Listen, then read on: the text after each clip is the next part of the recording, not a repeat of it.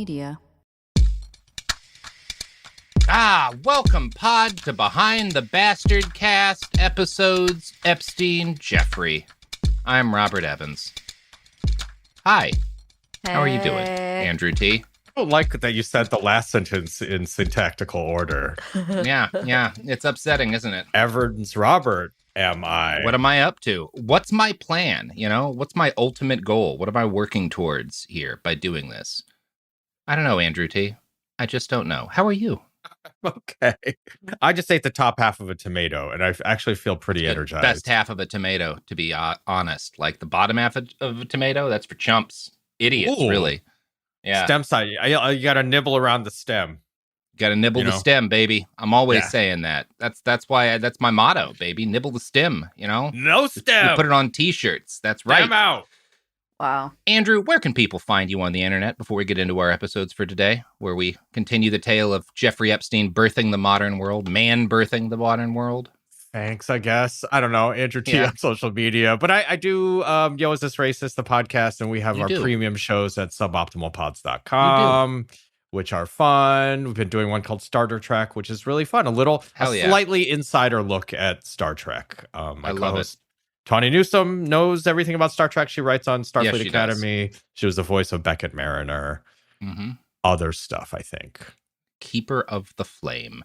Well, I also want to send people somewhere. The Artist Mentorship Program in Portland helps primarily youth experiencing homelessness get essential supplies and job training and have music and art programs at the heart of their work. If you want to support the good things that they do and have done for more than 30 years, go to ampPDX.org. That's ampPDX.org. Okay. That's all the Robert, I appreciate the chance to plug before all the heinous shit gets said. Yes. You like the separation?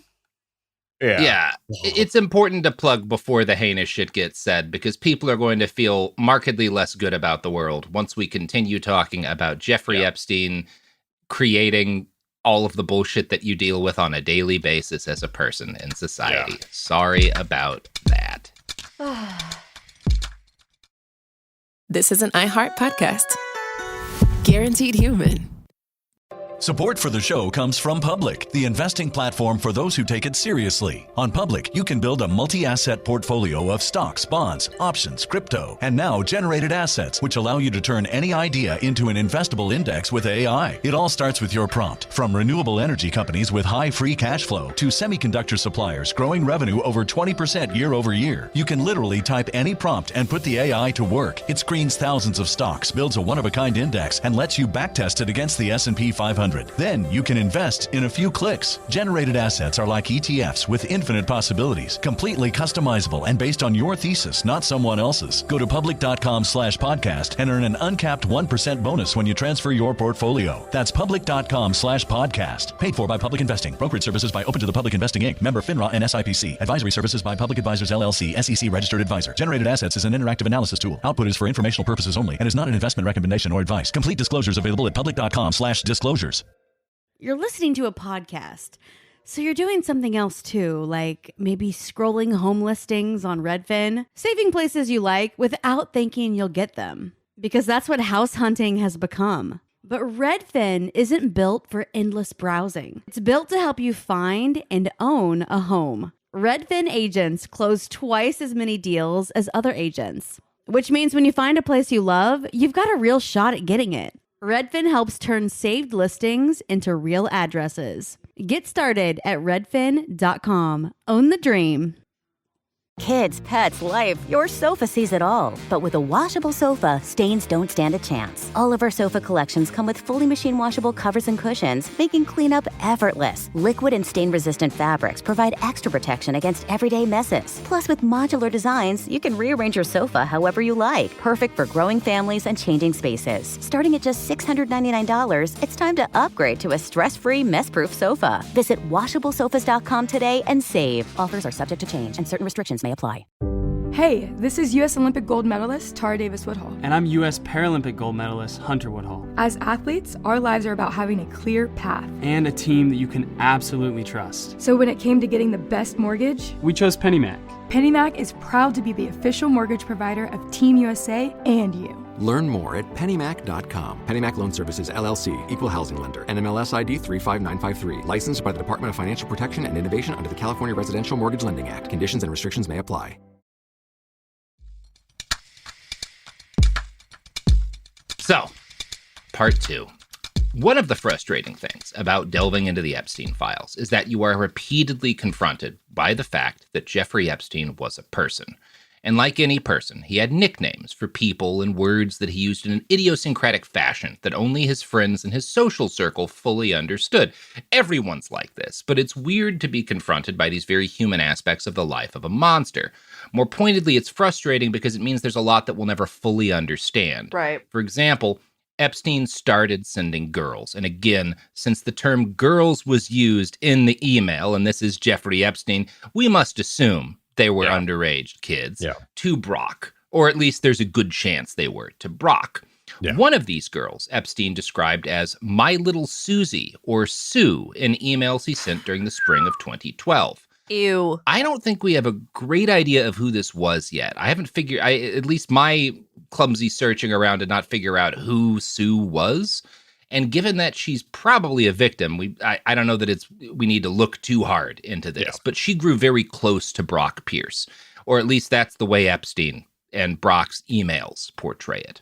And Epstein asked regularly after Brock's relationship with Sue, with the kind of interest that makes me think that because he connected them, maybe Epstein saw Sue as his in to Brock, who he considered a valuable contact, right? Maybe it was a situation where Epstein, quote unquote, discovered this girl, however old she actually is, sends her to Brock. They become close, and Epstein is curious about this relationship because it's his leverage, basically, right?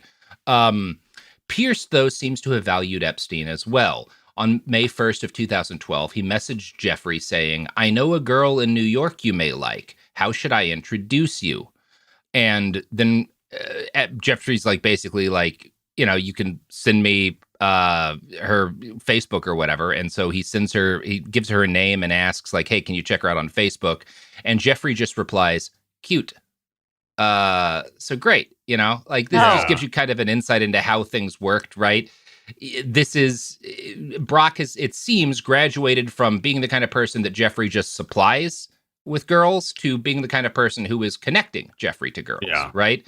Which is an evolution of their relationship. Again, I don't know how old this person is, but he does use the word girl. So it's not legally questionable to wonder, right? It's also this thing where it's so because you start to also kind of get the sense that, I mean, on some level, they knew what they were doing was wrong, but it doesn't feel like they knew it was illegal. Yeah. I don't think they knew it was wrong in a morals. They certainly don't believe it, but they know that if people find out, they could get in trouble about a lot of what they're doing, right? Maybe that's it. It's that they don't seem to consider what they're doing to be wrong. No, they treat sex trafficking of underage girls the way I think normal people treat doing drugs, right? Yeah. Where it's illegal. You want to be a little careful about it because you could get in trouble if you get caught, but you're not judging your friend because they do acid once a year or take mushrooms occasionally, right? Right. That's very much how they treat it, right? Right. So a month after this email chain where Brock sends Epstein this girl's Facebook page, Pierce told Epstein that he was taking a trip to Moscow, Kyiv, and Odessa because that was an itinerary you could have back in 2012. Yeah. Epstein asked him to take photos and find me a present. And Pierce replied, will do, and then a smiley face. Ew. And those photos are photos of girls. And the present is girls, right? Several days later, Pierce replied with more than a dozen images of what I believe were naked young women, or at least scantily clad young women. It's a little clear to me because of how, the email is preserved. But he sends these photos with the sentence, the Ukraine is now my favorite country, smiley face. Right. Just Ukraine. But I don't know. I feel like when you're the sex trafficking I shouldn't be a pedant about language here. No. Fuck them and all. again, we don't know that this is sex trafficking. I don't know what age these people are, it's just gross. Brock is both being provided by Epstein and also providing to at this point, right? Ew. Yeah. Which gives you an idea of how a lot of his relationships function. We're talking about him and Pierce, but he had a number of famous dudes who he had similar relationships with, where it presumably starts with him feeding them women, but they also, push people his way, right? That's how a lot of this certainly functions. It's like this like low rent frat house shit where you're like, right, exactly. And they talk about it that way, right? Yeah. They don't talk about it like we're doing a secret criminal enterprise. They talk about it like dudes talking about a hot chick at college, except for the chick is 30 years younger than them, right? Yeah. And they met her fucking because Ghislaine Maxwell spied her outside of a high school or something. I don't know. Yeah. Ew. It's gross. Also in 2012, Epstein continued to gather influence in the world of video games. He started emailing regularly with Activision Blizzard CEO Bobby Kotick. Actually, it may have been earlier in this. We don't know exactly how long he and Bobby were in regular contact. The emails show at least as far back as November of 2012, which is in that month Kotick visited New York. But they had been friends previously, right? We know the two planned to meet in person during that November 2012 trip, and we know that Epstein even tempted Kotick to come a day earlier by saying, hey, if you show up early, you can hang out with Woody Allen. Ew. Oh, boy. Ew. Well, I'm on board. Who doesn't want to hang with Woody Allen? I mean, look, at least these guys' morality is consistent. Yeah. Nightmare. I did. The first time I saw Woody in one of these, I had a moment of freak out. I was like, oh, God, is it Woody Harrelson? That would really bum me out. And it's like, oh, no, Woody Allen exists. It's got to be Woody Allen, right? Yeah. And it is Woody Allen. And it's what's interesting to me is that Epstein brings up Woody Allen other times, right? Like when he's talking with Elon Musk and he's trying to convince Elon Musk to hang out one Christmas. He also brings out like Woody Allen's going to be there. It could be you and me and Woody Allen partying together. So he seems to think this is like a big get for a lot. Like this is maybe if I sweeten the pot with Woody Allen, this rich famous guy will want to hang out with me. I mean, to be fair, Manhattan is basically what these guys are trying to aspire to, like at all times. Oh, yeah. Yeah, Manhattan or fucking, I mean, we don't need to talk about Woody Allen movies. So that said, Kotick and again, we know they were emailing regularly in 2012. Kotick is connected to Epstein for quite a while longer than that. We have a April of 2004 email between him and Ghislaine Maxwell, where he's talking about Ghislaine's sexy body. So the two of them seem to have had an affair of some sort, which at least Ghislaine's an adult. So I don't know, Bobby. It's weird. You get the maybe had sex with an adult while hanging out with Jeffrey Epstein award, which is not much of an award, Bobby Kotick. Not much of an award. Still ew. The most significant aspect of Kotick and Epstein's friendship was that Jeffrey used his influence over Bobby to push for more microtransactions in video games. He's really trying to convince Bobby this is the future of gaming, right? Bobby's already convinced of this, but Epstein's further piling on, right? And is trying to encourage some specific ways that this should develop. I don't mean to say that like Epstein introduced the idea to Bobby Kotick. He's the kind of soulless ghoul who would always have loved this thing and was pushing for it previously. But Epstein is trying to shift him in specific directions as relates to this stuff. On May 2nd of 2013, Kotick asked Epstein for advice ahead of a meeting with New York City Department of Education Chancellor Joel Klein. Specifically, he asked if Epstein knew of any edutainment games that were doing it right. And what I assume was happening here is that as CEO of Activision Blizzard, he's meeting with the Department of New York City Education Chancellor to see if, like, can we make a deal about, like, providing educational games to the school system in New York, right? Like, that's probably the reason for this. And again, because I can't say directly, here is how Epstein influenced how Kotick felt about microtransactions. Here's what he introduced to the industry. I don't have a clear thing for that, but what I can say is Bobby Kotick valued Epstein's opinions enough that he asks him for advice ahead of a meeting like this, and he listens when Epstein tells him what he thinks should be happening with this stuff, which suggests Epstein is influencing the development of microtransactions in gaming to some level, right? And like not the main, but he's one of the dominoes there, right? Yeah, and with Kotick, this is like, if we're in 2013, he got divorced in 2012. This is before he starts publicly dating Sheryl Sandberg. Yes, it is. But this is just like an interesting timeline for this. From Ghislaine Maxwell to Sheryl Sandberg. What a fascinating romantic life this man's had. Yeah, it's just a disturbing, weird little guy. Was it? Did you repost on Blue Sky something about like or maybe you're gonna get to this about like one of the reasons is to like indoctrinate kids into yes. We're talking about all that right now. So Kotick emails him being like, do you have any suggestions for this meeting with this guy from, the Department of Education, New York? And Epstein says, you should play Medal of Honor or Call of Duty. And then, quote, you will learn war history, right? Basically saying video games are already great at teaching kids about war, which they're not. I don't think people learn a lot of accurate war history from Call of Duty or Medal of Honor. Some stuff, sure. Well, they certainly learned that the two equal sides are the Allies and the Germans. And it's morally fine to be on either side. To play either, right? Now, what's interesting to me about this is that Epstein's initial response, like, just play either of these video games and you can learn war history. Games are great at teaching kids stuff. That's kind of like the throwaway response you expect from Epstein. But what follows is really unique because after that initial line, he writes out like a 5-paragraph essay laying out his thoughts on this subject, and this is not a normal response for Jeffrey.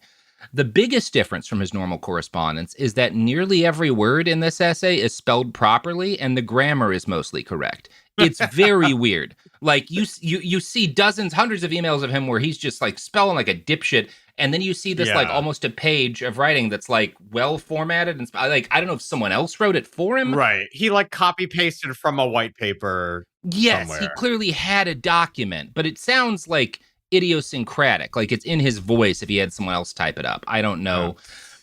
It's weird. And in this essay, Epstein argues that video games are, quote, already great at teaching, and then expresses something almost identical to how pro-AI people argue chatbots are going to revolutionize education. Fundamentally, the thing that works is a 1-to-1 student-teacher ratio. Even if you have a shitty teacher or tutor, you will learn a lot because that person gets to know you and challenges you at your level. That doesn't scale, but computers do. So we have to use computers to replace teachers, or at least augment them. Thank you, Jeffrey. Thanks for seeding that into society. No. It's interesting to see, like, this is, years later going to be, a decade or so later, going to be what, like, all of the AI bros are saying about education. And it's interesting to see Jeffrey land at the same spot in, like, 2012. Well, but also, because that's largely just the right-wing thing, is like, who cares? Just got to get rid of teachers. Get rid of teachers. Give your people the dumbest, most uninformative thing. It's fine. Right. And he's not talking about this, but you have to think, again, Epstein's angry. He's been judged by, what he believes is a prudish society for something that he shouldn't be punished for. He's angry, and he probably sees, to a degree, the education system and the things it's taught women as being responsible for his woes. So I suspect there's more than a little, if we do this, then we have control of the computers that are teaching kids and thus the things that they learn, right? But do you think it's that nefarious? Because that's a thing that I sometimes have trouble with is like, but it's, or I guess what I mean is like that nefarious, but not, because they're so dumb and not detail-oriented otherwise that I like have trouble squaring like this grand vision and actually pulling it off. And I guess maybe it's that. Yeah, it's less of a grand, because, Epstein isn't the guy making this stuff. He's just kind of talking to people who will be owning the companies that own it about how he wants to see it used. Right. And I don't think Epstein's not engaged in a cohesive plot with a bunch of other rich guys to destroy education. I think he just sees this as beneficial and a better way to do society, right? And I think part of why he sees it is that, like, he doesn't like or respect a lot of the people in this, who are doing this job, right? And I guess like the vision versus the execution is what, like, that's what ICE is. ICE is the vision and the execution of that vision, which is shoddy. And he's just kind of got, and he's talking with his other rich friends because he's an idea guy, right? That's Epstein's whole brand. So he goes on in this essay to say that the real issue is that today's video games just don't try to teach stuff we care about. And it's unclear who we is. I think he's referring to we as in like people like you and me, Bobby, like smart rich guys care about. Quote, the best scheme I've come up with so far is to use the X Prize or something like it to co-opt the existing video game industry. You want to skip convincing educators and parents about this stuff and just go straight for the kids. Ew. I mean, I guess get him addicted. To be fair, that's what he's saying. Yeah. not that this is a good use, but probably one of the least sinister uses of go straight for the kids Jeffrey Epstein has ever. Yes. This is yeah, right. But like grading on a curve, this although is you say that, let me continue. Because as soon as he says you want to skip convincing parents and teachers, just go straight for the kids by making a game that gets them addicted, then Epstein provides his own suggestion for like what an educational game might look like, and he suggests a game that would teach a player how to read and pronounce Japanese kanji. Quote, imagine you are looking at a door in a video game. It has some squiggly symbols printed on it. Little munchkins walk up to that door and say, konnichiwa. The door opens and they are greeted by a hot princess with big tits and a thong. The door closes in your face. You are going to fucking learn to read and pronounce kanji. That's why I'm like, they're so dumb. I just can't believe we're ruled by these fucks. There's the line between, I'm not saying Jeffrey Epstein controlled all of this as the puppet master, but he had a lot of ideas that he helped to seed in powerful people who then took those ideas further. And also the way he thinks about all this shows you how the ruling class thought about and thinks about all this stuff and was talking about it. And he influenced that, right? I mean, to me, it's just like all these unfuckable dweebs finally like forced their way into some sex through violence and coercion. Yeah, and now they want to money. impress the man. Yeah. Well, and the fucking, the whole, you see just like the fact that women don't really matter to him is made very evident just in the fact that he's like, yeah, hot princess, big tits and a thong. That'll teach him how to read kanji. The little girls kind of being enticed. I have issues believing this would work on boys, but like, are they going to want the big titted hot princess, Jeffrey, in this game for schools that you want to put in schools? Ew. Epstein then concludes, edutainment is for pussies, because once kids catch on you are trying to teach them something, they shut down. We have to keep the boobs and guns and profit. You see how much money video games are making these days? Fuck educational reform. We need educational subversion. And what he's saying here is that, like, this stuff, you don't want to make you want to make games that get kids addicted, and you teach them and push messages through the games that they're playing while also profiting off of them. And the way to do that is make games that they are addicted to playing, that are compulsively attractive to them, right? Your goal is to subvert the educational system. You're almost saying we want these games to teach kids a separate set of things than they're learning in school and society, right?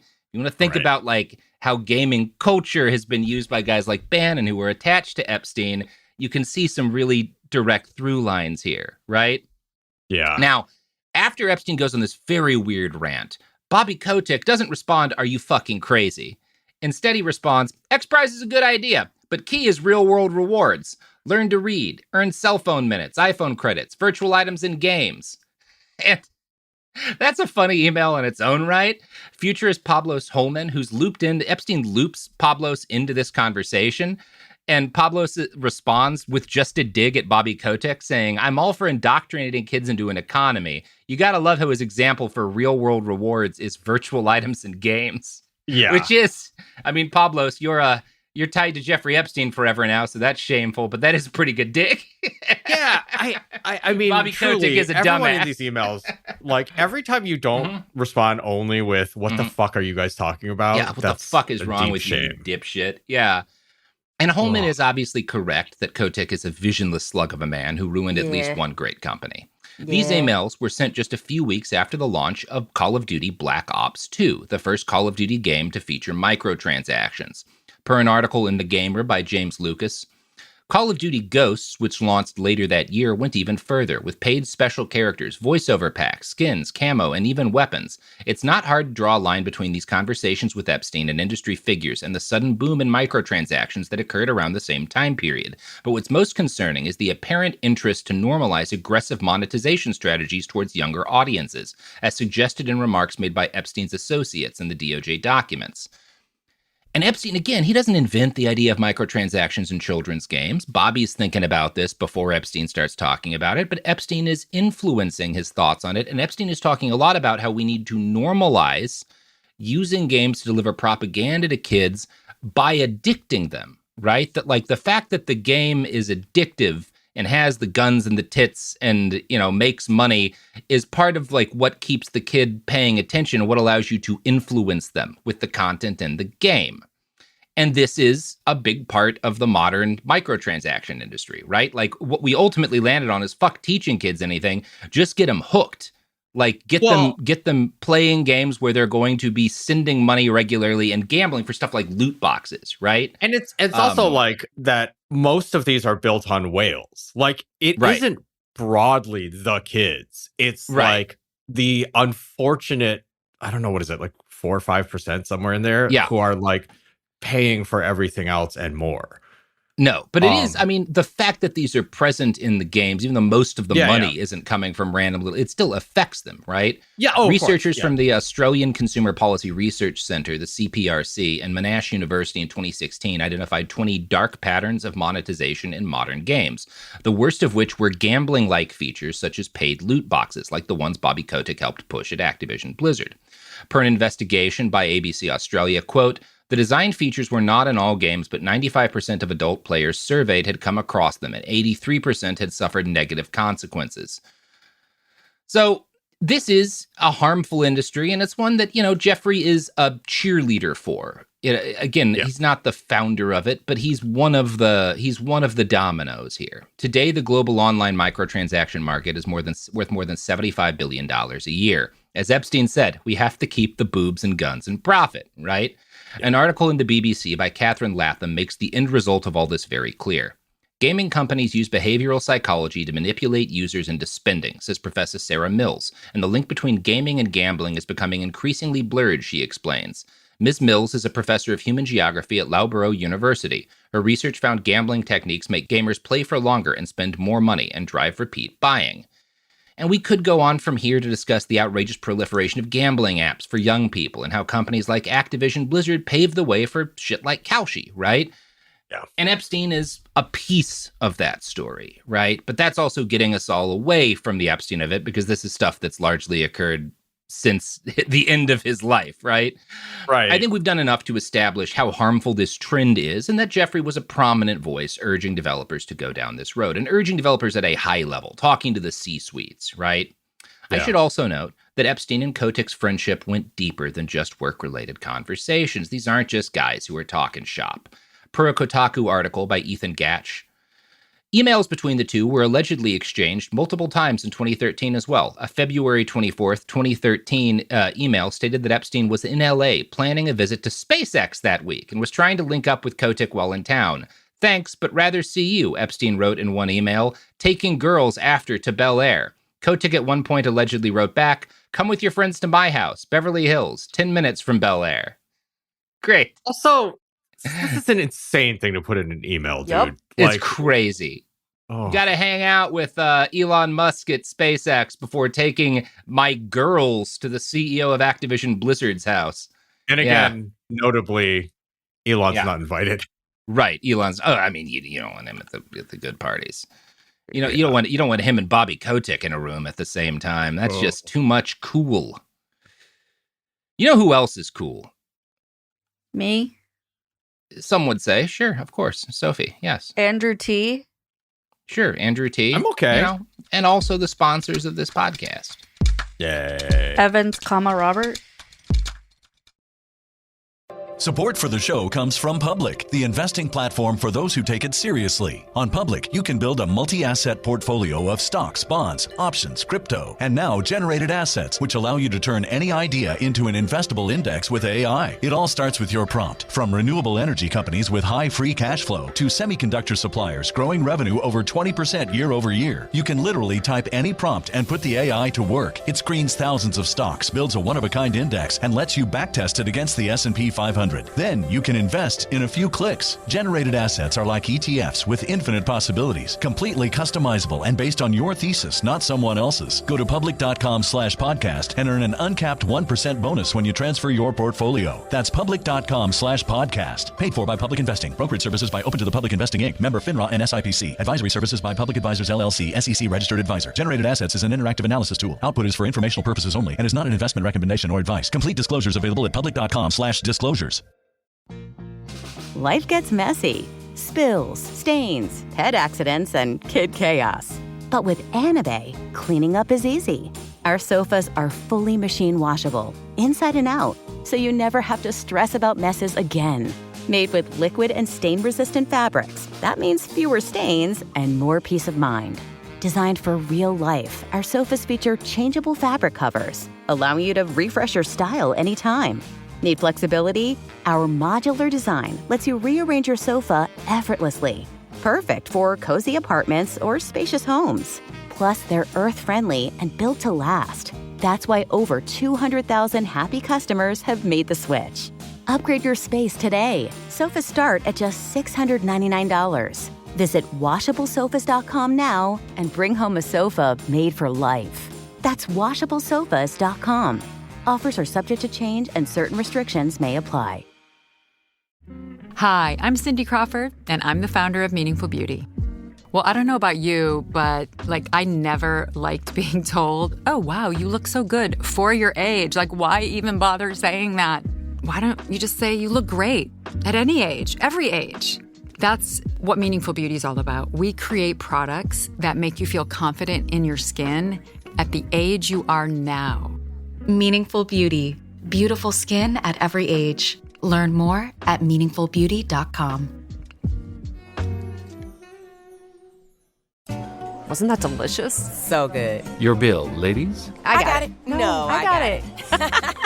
Seriously, I insist. I insisted first. Oh, don't be silly. You don't be silly. People with the Wells Fargo Active Cash credit card prefer to pay because they earn unlimited 2% cash rewards on purchases. Okay, rock, paper, scissors for it. Rock, paper, scissors, shoot. No!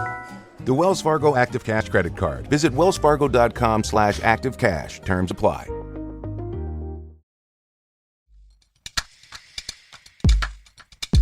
And we're back. We're talking Jeffrey Epstein. So Epstein's friendship with Brock Pierce continued along a similar tenor to his friendship with Bobby Kotick.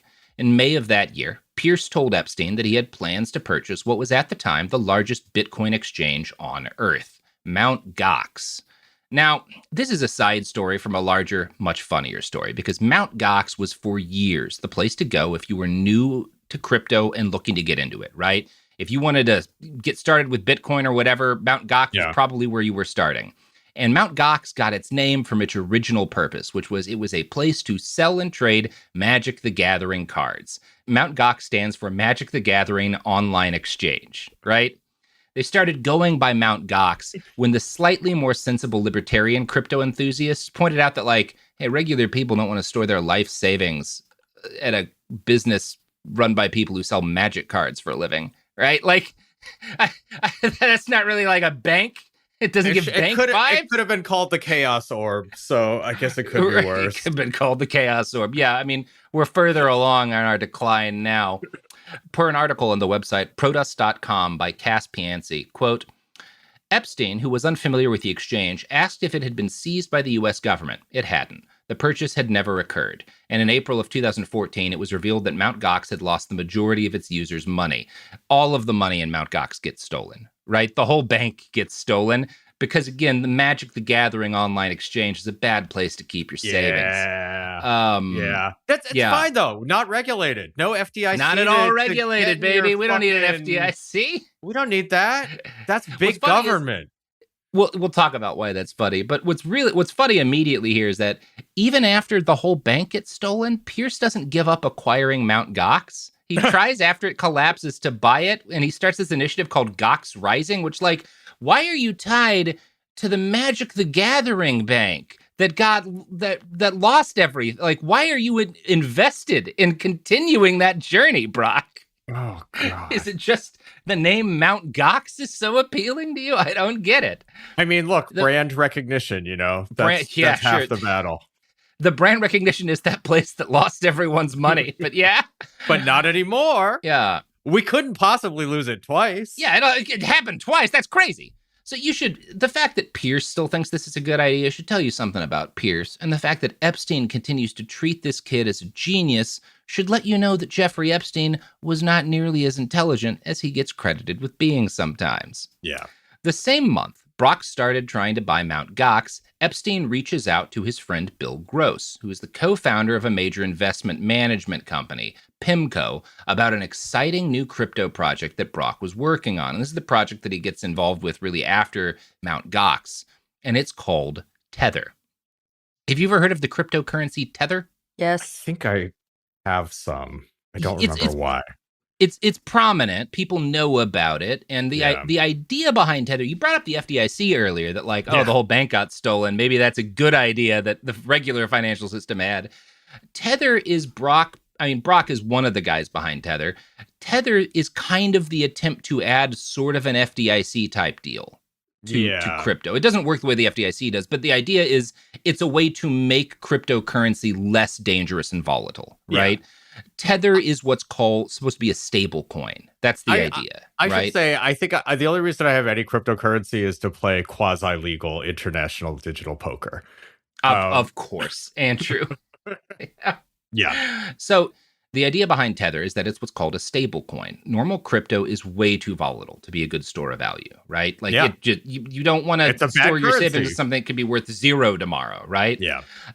Tether was ostensibly pegged to the US dollar. And so basically the idea is that like it's backed up by real money, right? So it can't become worth nothing.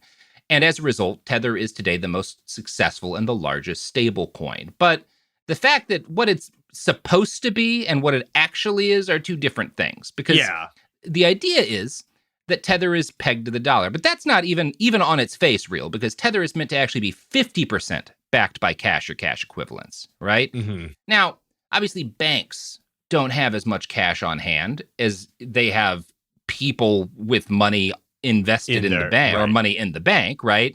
And that's why we have the FDIC, right? If your bank goes bust, the FDIC will reimburse, at least for I think it's up to $250,000 in an account or something like that, but they'll reimburse your losses, right? Yeah. The government is saying if the bank fucks up, you're not screwed as a regular person because this is an FDIC-backed bank. Tether doesn't really work that way, but they're kind of trying to make people think that it works that way, right? That like, no, like this is banks don't have 50% of their assets backed by cash or equivalents, right? So Tether's actually more realistic than a bank, right? And the reality is there have been like pseudo bank runs on Tether, and at times people behind Tether have just refused to redeem the cash value of their cryptocurrency because that's what they could do that to stop a bank run, right? Which is also something they get to do because they're not a bank, right? You're just throwing money to some fucking freaks who are going to do what they want with it. Yeah. Some racists are holding your money. Right. Tether would prove, though, to be a very wise financial bet for Brock. The company is profitable at this moment, right? And it's made a lot of money over the course of its lifetime. I'm sure he did very well on this. Now, Brock is not the creator of the idea behind Tether. That would be a guy named J.R. Willett, but he co-founds the company and initially calls it Realcoin when it launches in July of 2014. In 2019, Tether surpassed Bitcoin in trading volume, and it is currently tied to about half of all Bitcoin sales, even though the Wall Street Journal has reported on Tether increasingly showing up in cases of money laundering and the financing of terrorist groups. In 2021, the Commodity Futures Trading Commission announced that Tether was not, in fact, fully backed by real currency, which sparked a sell-off. The CFTC ordered Tether to pay $41 million for violations of the Commodity Exchange Act.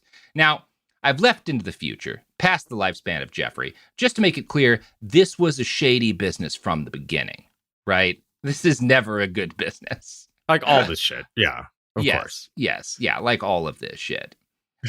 So Epstein leans into this fact, right, in his email to Gross, because he's trying to talk a finance guy into getting on the crypto board here. Gross is the guy who works at PIMCO, who he's trying to get to invest in the idea that becomes Tether. And Epstein acknowledges in this email that there are issues with cryptocurrency. The good is that Bitcoin uses an algorithm to limit supply, unlike the variable of gold or other commodities. However, two main issues. One, the government doesn't like it. Money laundering, money transmitting, aiding and abetting all types of crimes. Two, all transactions are arguably taxable and therefore extra tricky. The Bitcoin guys came to see me early in the process and made it clear they were all willing to go to jail for their ideas. I'm not. There is a way to do it, but it turns the Bitcoin model on its head. Talk to you soon. This is argument for Tether, right? But what's interesting to me in that is him saying the Bitcoin guys came to see me early in the process and made it clear they were all willing to go to jail to their ideas. We know he's in touch with Gavin. We don't know who else necessarily. I mean, we'll talk later. There's other guys that Bitcoin he's attached to, but this is some more evidence, at least that he wants other people to think maybe he's lying about this, right? But also, we know he was talking to Gavin. We know he's in touch with a number of these guys, and we know that they're talking ideologically about what this means to each other. So I don't really think this is a lie. This seems consistent with other things we have evidence of, right? And it's further evidence that Jeffrey is an influential person in this period of development for Bitcoin and cryptocurrency as a whole, right? Now, obviously, that doesn't mean that he was like making big final decisions on Bitcoin, but it means that he's got some influence with the people doing it, right? And there's no reason for that, as we'll talk about. Yeah. In 2014, Epstein helps Brock Pierce ink a deal with Noble Bank to create a Puerto Rico-based company that would act as the real money bank for Tether, right? Like, this is the actual bank that's going to provide the cash that supposedly backs up this stable coin. This further establishes Epstein as a foundational figure in the history of crypto, because Tether, as I noted, is a very significant cryptocurrency. And Epstein, not only is he advising Pierce in the beginning stages of Tether becoming a thing, but he helps make a deal with the bank that acts as like the backing for Tether. He's important in this, right?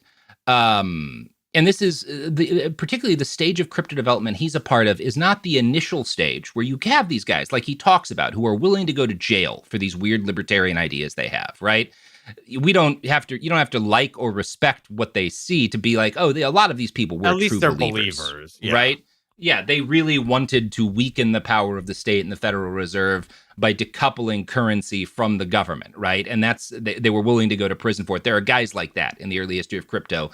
Epstein comes in and has his influence in the stage of crypto at which it starts slowly trying to replicate the features of the real financial system in order to achieve widespread adoption, right? Tether is a piece of this. It's an acknowledgement that, like, this is way too volatile. Too many people are losing money. We need something that we can at least market as a safe cryptocurrency that's backed up by cash, right? So that's what Epstein's involvement in crypto is during the period in which it's starting to take on, it's at least starting to dress up in the drag of a real financial system. The trappings of actual money as opposed to a digital lottery ticket. Right. As opposed to the thing my friends used to buy drugs in 2009 with e-gold, right? And again, part of the point, the idea behind Tether is we want to make rich people feel comfortable to put their money into crypto, right? So other crypto millionaires can cash out using the real money they put in. So Brock Pierce, like that's why you want the real money, right? That's why Tether's valuable. The pyramid scheme, the pyramid needs to be shored up at the base. This is safe. Put your money in. Then we cash out our holdings to get real money. Yeah. In 2014, Epstein put $3 million of his own money into an investment in a new Bitcoin trading exchange, Coinbase, founded by the Stevens brothers, Bradford and Bart. Caspianci writes, perhaps most embarrassing about the Epstein Coinbase investment is that they knew who had put the money in there to purchase shares. As Pierce rushed to get the deal closed, he shared one awkward, hurried email with Epstein. I need permission to let the founder know who you are, right? So Epstein is putting this money in to fund Coinbase, which is like Pierce is helping to broker, this deal to provide like the basic funding to get Coinbase off the ground. And Pierce is, as he's communicating with the people he's working with at Coinbase, realizes Epstein is a convicted sex criminal. And if I get these people to invest in a company that he's a major investor in, and I don't let them know, that could be fraud, right? You can't convince them to partner with you in a major venture and not let them know that one of the people funding the company is a convicted pedophile. It's kind of important, right?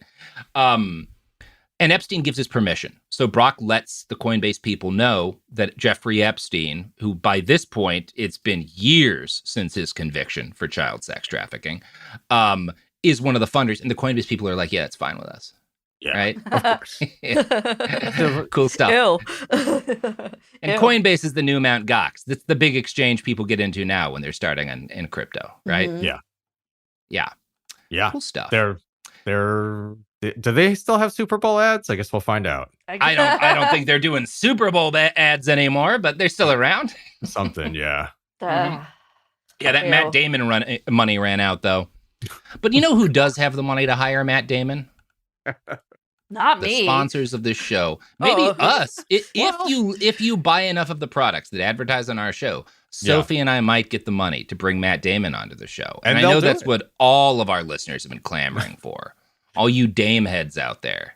Oh, man. I really just want to take this as an excuse to talk about Ben Affleck's back tattoo again.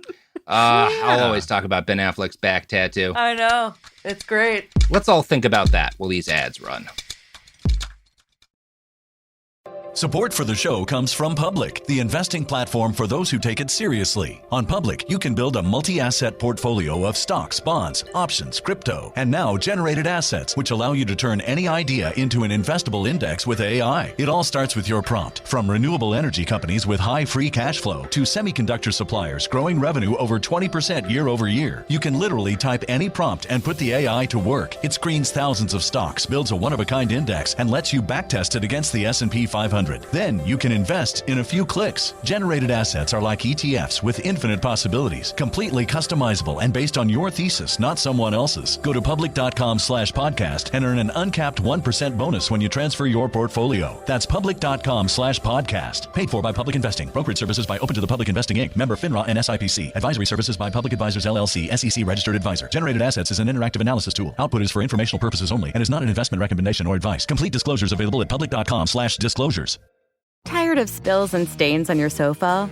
Wash away your worries with Anabay. Anabay is the only designer sofa that's machine washable inside and out, starting at just $699. Plus, Anabay sofas are pet-friendly, stain-resistant, and feature changeable slip covers and modular pieces. Get up to 60% off site-wide with a 30-day money-back guarantee. Visit washablesofas.com to get yours now. That's washablesofas.com. Offers are subject to change and certain restrictions may apply. Now I'd like to introduce you to Meaningful Beauty, the famed skincare brand created by iconic supermodel Cindy Crawford. It's her secret to absolutely gorgeous skin. Meaningful Beauty makes powerful and effective skincare simple, and it's loved by millions of women. It's formulated for all ages and all skin tones and types, and it's designed to work as a complete skincare system, leaving your skin feeling soft, smooth, and nourished. I recommend starting with Cindy's full regimen, which contains all 5 of her best-selling products, including the amazing youth-activating melon serum. This next-generation serum has the power of melon leaf stem cell technology. It's melon leaf stem cells encapsulated for freshness and released onto the skin to support a visible reduction in the appearance of wrinkles. With thousands of glowing 5-star reviews, why not give it a try? Subscribe today and you can get the amazing Meaningful Beauty system for just $49.95. That includes our introductory 5-piece system, free gifts, free shipping, and a 60-day money-back guarantee. All of that available at meaningfulbeauty.com.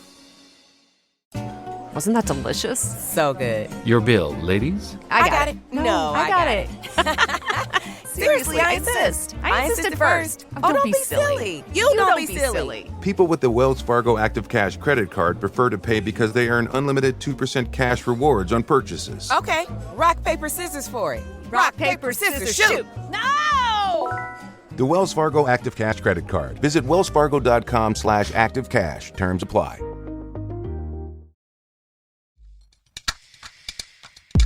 We're back, and boy, relaxing. I sure love Ben Affleck's back tattoo of a phoenix.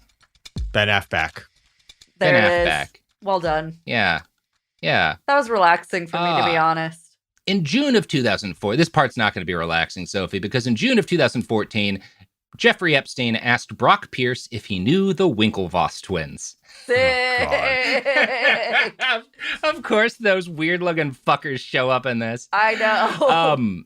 Now, the Winklevi, if you're not familiar, were the guys who allegedly Mark Zuckerberg maybe stole the Facebook idea from.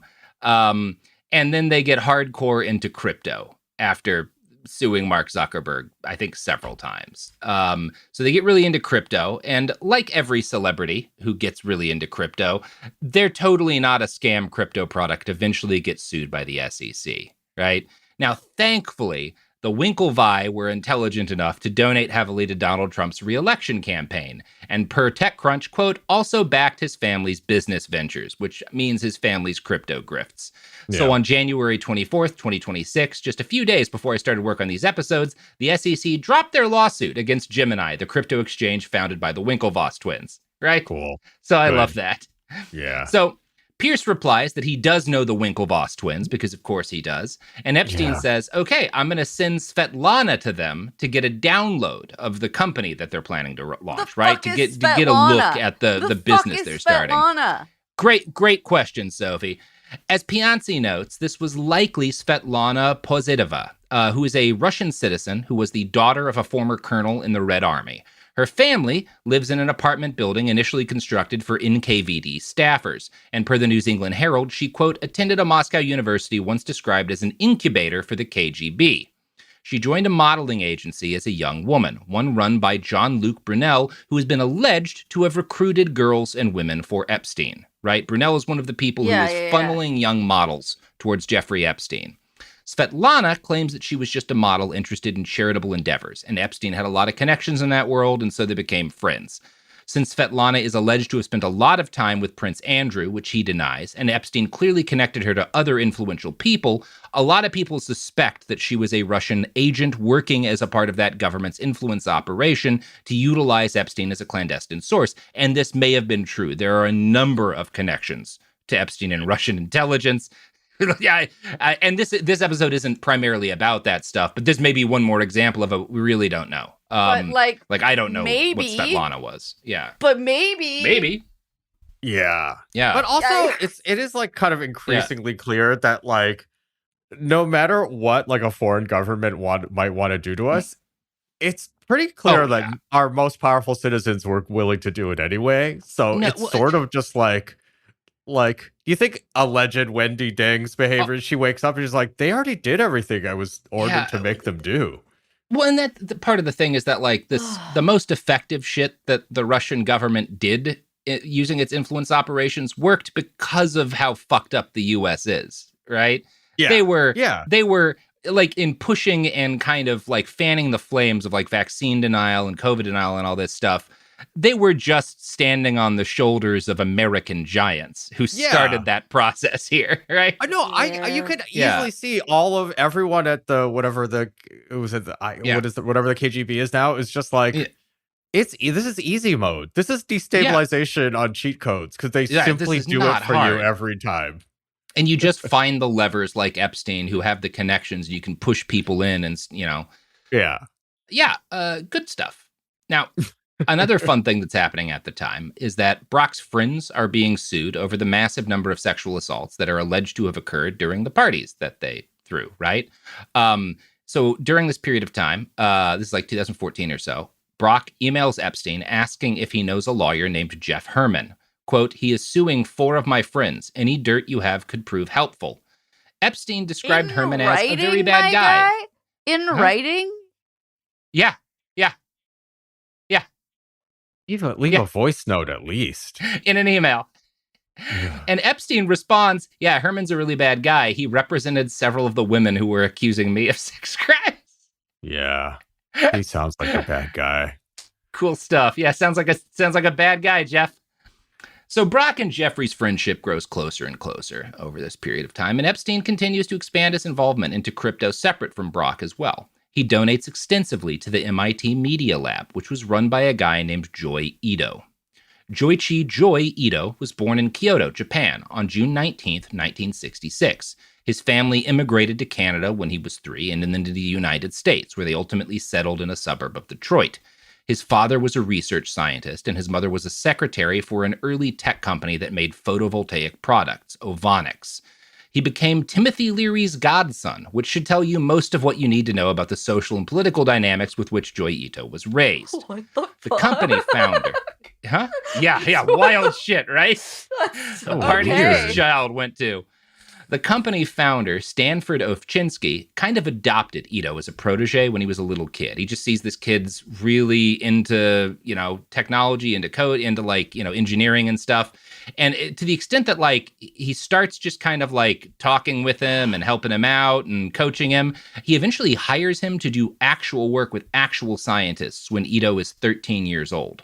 Ovchinsky later claimed he was not a child in the conventional sense. And the fact that that's kind of the story for both Brock Pierce and Joy Ito is kind of interesting to me. That these are both guys who are going to be really tied to Epstein in some very shady ways, involving underage people allegedly. And they're also both guys who don't have childhoods themselves. Interesting dynamic, right? The family Ito's family maintained strong connections to their Japanese heritage and moved back to Japan when he was 14.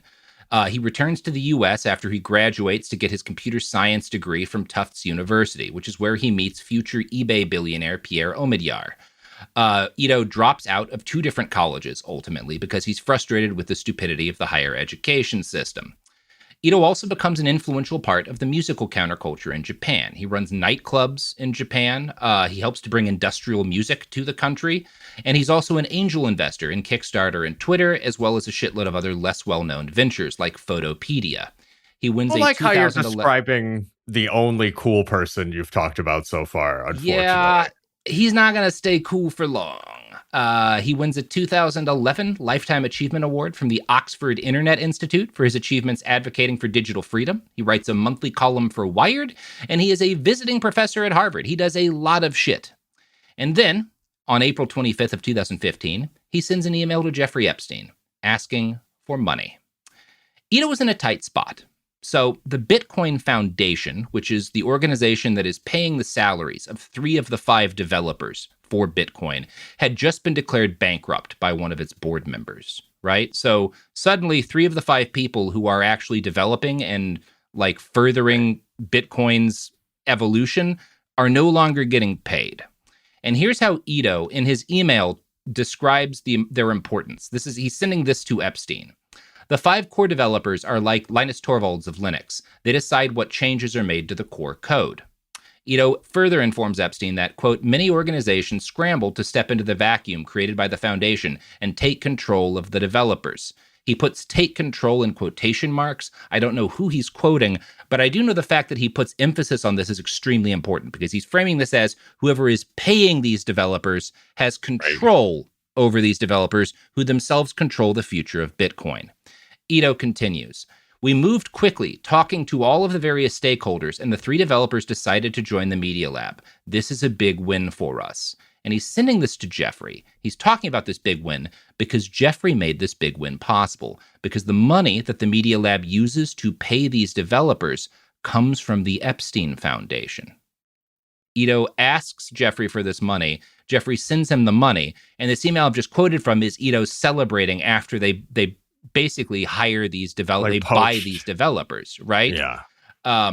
Ito sends a news article. They buy all the printing, the money printing. They buy exactly. Fort Knox. Yeah. Or at least, the guys who have the keys to Fort Knox, maybe. Yeah. Well, they buy the actual money printing machine, and now they can be turned to do whatever. And after kind of writing everything that I've quoted from here, Ito emails Epstein saying, FYI, used gift funds, that's the money Epstein sent him, to underwrite this, which allowed us to move quickly and win this round. Thanks. And Epstein's response to this email is just, Gavin is clever. This is Gavin Andresen, right? Yeah. Again, very hard to say how much contact he had with Epstein, but Epstein is here responding to an email with Ito, who would have been in contact with Gavin, basically saying Gavin came up with the idea to do that. Yeah. That's kind of what he's insinuating, right? Right. And again, it suggests that he and Gavin are talking, that he and Gavin are strategizing about the future of Bitcoin, as he is definitely strategizing about the future of Bitcoin with Joy Ito and providing the money to pay for 3 of these 5 developers. That is significant in the history of the development of Bitcoin, right? Now, Patrick Riley, a minor aspiring right-wing influencer who paid for a verified account on Twitter and mostly seems to shill a cryptocurrency called XRP, is going to find, I don't think he's the first guy, but he finds these documents in the Epstein files and he's going to post about them, and that post is going to cause some really interesting stuff to happen. Before we get into the post he made about this revelation, I want to give you a relevant example of the previous kind of posts that Patrick L. Riley was making on Twitter, right? So you just have an understanding of what kind of man this is. Sophie will have this up on video form. This is from August 10th of 2025. The unvaccinated are to people as XRP holders are to crypto. Both are of the highest quality and endured a trial that siphoned out the best of humanity. In fact, I bet the XRP community has the highest ratio of non-vaxxed in any crypto. What a cool guy. So that's the kind of thinker Patrick Riley is. So after the most recent Epstein disclosure, Patrick makes a post and he attaches the email chain that I have been quoting from earlier to this post. And then he writes, at the time this letter was written, there were around 12,000 commits to Bitcoin's code. Today, there are 47,583 commits to Bitcoin's code. This means that 74.79% of the Bitcoin core development and code was committed after Jeffrey Epstein took over the de facto senior management role as benefactor. He may not have been Satoshi, but he was absolutely running the executive direction of Bitcoin on behalf of Mossad. What are the odds that there are backdoors built into Bitcoin's code at this point? Probably about 100%. He spells it probably. Probably. These brain geniuses. So this sets off a wave of upset that verged on nausea from many crypto true believers. For the online right, the Epstein case is just about the most important thing on earth. But Bitcoin is also hallowed. It's a sacred tool for freeing money from the clutches of the state. This post from Crypto Bitlord is a relevant example of many such responses to Patrick's post. Bitlord. I know. 75% of Bitcoin's code comes directly from Jeffrey Epstein's investments. We've basically funded an elite pedophile ring since 2015. I feel sick. And you guys gotta have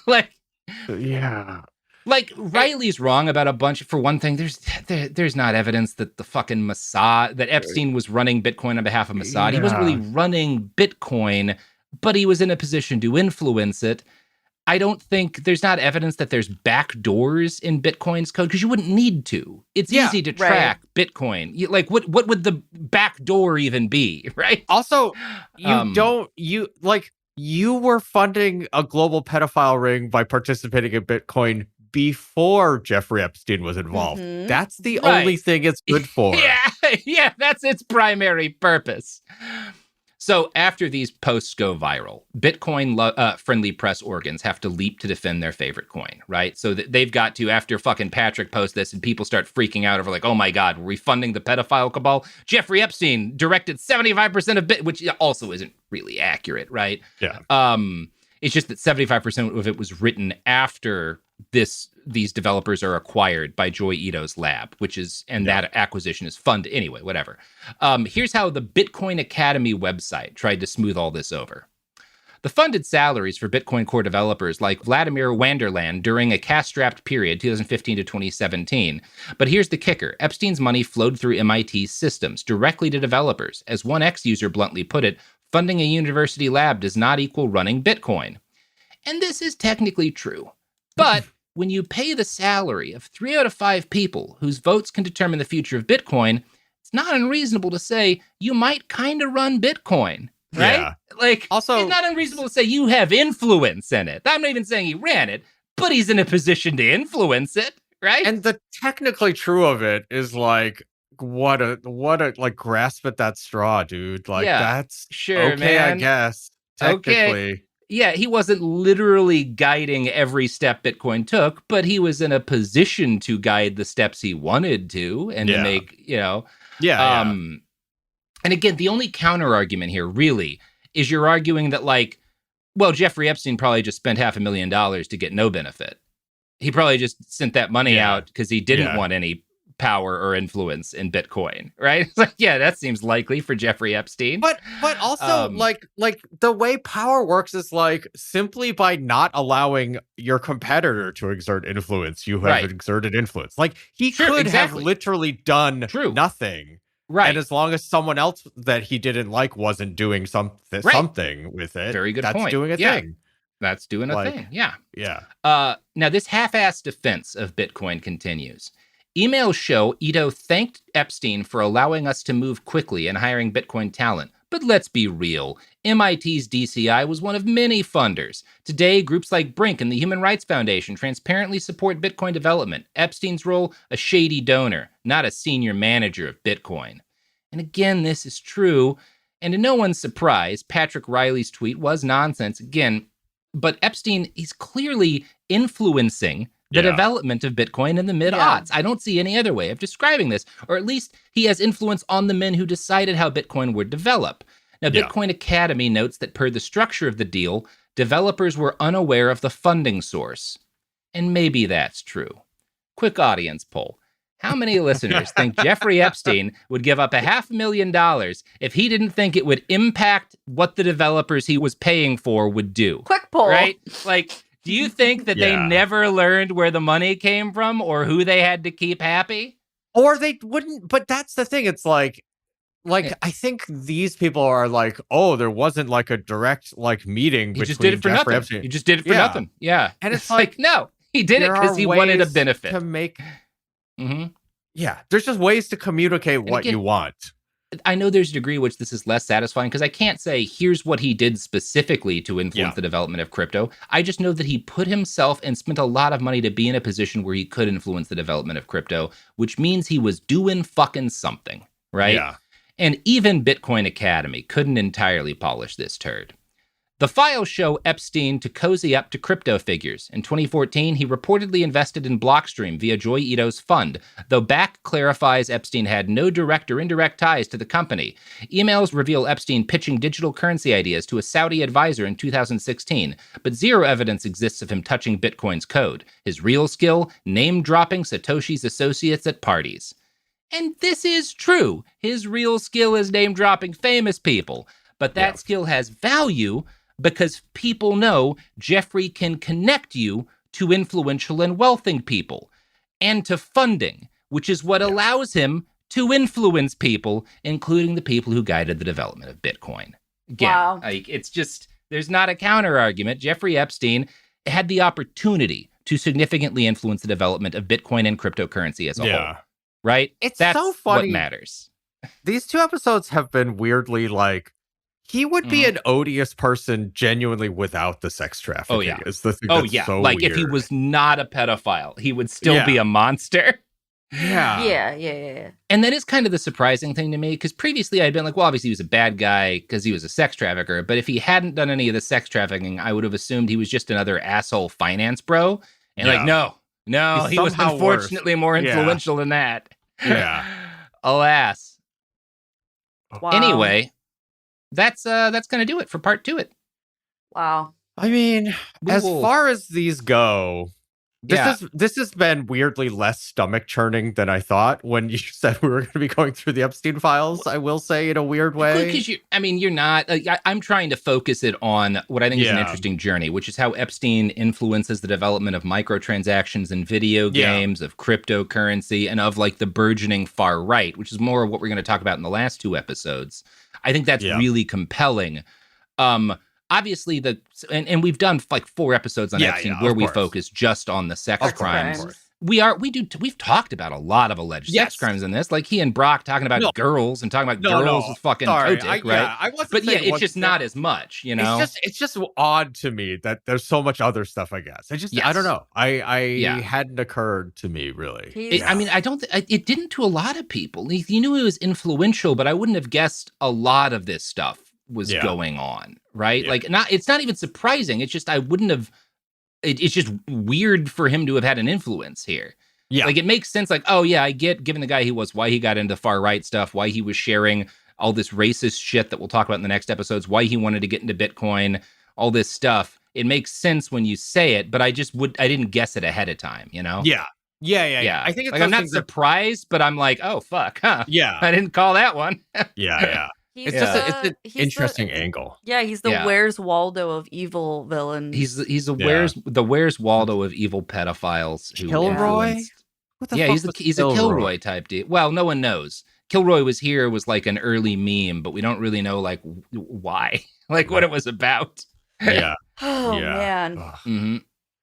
Well, we'll have more next week for folks. Wow. Sophie, I do have to say, you've been caught by the subreddit. Why? Breaking, Sophie is not a real person. Sophie is an advanced artificial intelligence built to serve the needs of the pod. We have this confirmed. It's in the white papers. Proof, Sophie Ray Lichterman is an anagram for both AI policeman Thresher and America's Hitler phone. Is this actually in the sub? That's strong evidence, Sophie. I don't know. I haven't double checked. This could just be a lie. Probably is a lie. I don't know. I've done no work. That is my favorite part about conspiracy theorists in general is the amount of time they think people doing evil stuff spend anagramming. Yeah. The amount of importance anagrams have to the global pedophile elite is really funny. Like now that we see the actual correspondence of the global pedophile elite, they can't spell. They can't fucking spell these words. Yeah. How are they going to do an anagram? Okay. Yeah, they can't. Jeffrey Epstein could barely use a keyboard. This is actually on the subreddit. I thought you were just... There's 43 comments. Come on, guys. I know, so I'm sorry. I thought it was funny. God. Good stuff. Andrew, did you plug your pluggables yet? Sure did. Starter Trek. I don't know. Thanks for having me. This is I cannot in good conscience say it's fun to be here, but it's certainly illuminating. But you are here. I have a pluggable. Touch grass. Yeah. Touch grass. You know what? I should actually say Solidarity and Snacks is the mutual aid crew that I run with out here in Los Angeles. They're great folks. Solidarity and Snacks. You can find them. Okay. All right, everybody. This has been Behind the Bastards, a podcast that you just listened to. Shame on you. Behind the Bastards is a production of Cool Zone Media. For more from Cool Zone Media, visit our website, coolzonemedia.com, or check us out on the iHeartRadio app, Apple Podcasts, or wherever you get your podcasts. Full video episodes of Behind the Bastards are now streaming on Netflix, dropping every Tuesday and Thursday. Hit Remind Me on Netflix so you don't miss an episode. For clips and our older episode catalog, continue to subscribe to our YouTube channel, youtube.com/@BehindTheBastards. We love about 40% of you, statistically speaking. Tired of spills and stains on your sofa?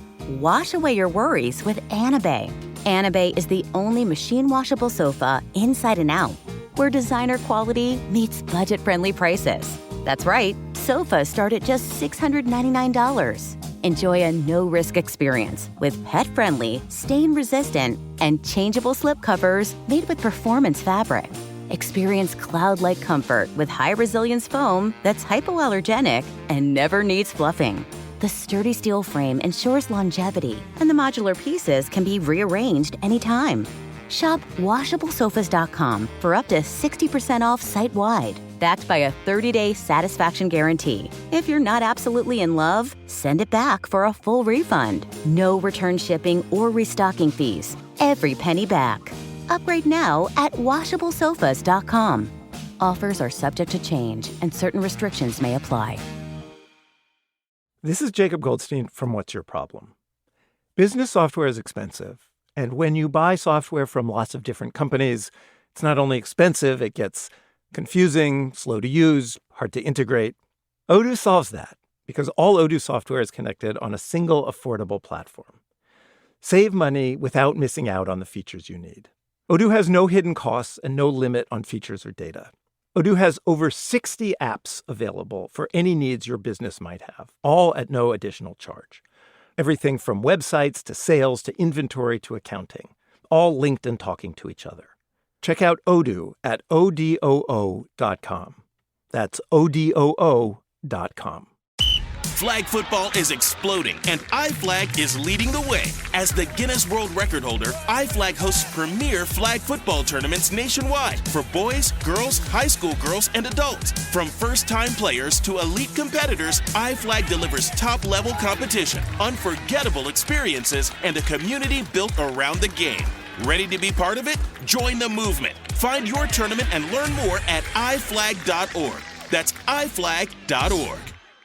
In the heat of battle, your squad relies on you. Don't let them down. Unlock elite gaming tech at Lenovo.com. Dominate every match with next-level speed, seamless streaming, and performance that won't quit. Push your gameplay beyond performance with Intel Core Ultra processors for the next era of gaming. Upgrade to smooth, high-quality streaming with Intel Wi-Fi 6E and maximize game performance with enhanced overclocking. Win the tech search. Power up at Lenovo.com. Lenovo. This is an iHeart podcast. Guaranteed Human.